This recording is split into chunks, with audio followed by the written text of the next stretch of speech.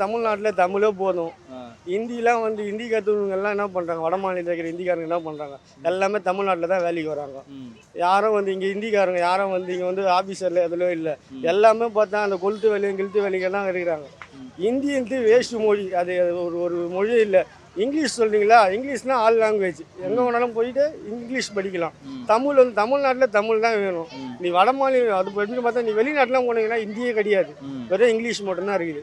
English வந்து பொது மொழி, இங்கிலீஷை கற்றுக்கலாம். ஆ. ஹிந்திலாம் வந்து ஒன்றுமே இல்லை. வந்தால் இப்போ ஹிந்தி கற்று நான் என்ன பண்ண போகிறோம், பானிபூரியா விற்க போகிறோம். ஆ. ஒன்றுமே இல்லை. ஹிந்தியை கற்றுனா பானிபூரி தான் விற்கணும். ஓகே. பானிபூரி விற்கணும், இந்த சுண்டல் விற்கணும். Okay. அது ஒரு ஹிந்தி வந்து ஒரு பிரயோஜனமே இல்லை இங்கே தமிழ்நாட்டை பொறுத்த வரைக்கும். இப்போ கட்டாயமாக கொண்டு வரணுன்றாங்க, அதெல்லாம் என்ன எப்படி நினைக்கிறேன்?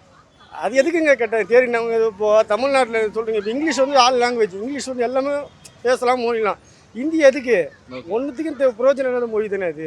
அது வட மாநிலத்தை கற்றுக்கிடுவோம். உங்களுக்கு விருப்பம் இருக்கணும் படிக்கிட்டோம் ஓகே. அப்படின்றீங்கன்னா, விருப்பம் இருக்கணும் படிக்கணும், அது விருப்பம் இருக்கணும் படிக்கட்டும். இல்லாதவங்க சும்மா அதை தான் படித்தா அவனுக்கு திணிக்கூடாதுல்ல. Right. நீ திணிக்காத. எங்களுக்கு படிக்கணும்னு தோணுச்சா நாங்கள் படிப்போம். எங்களுக்கு வேணான்னா எங்களுக்கு வேணாம்.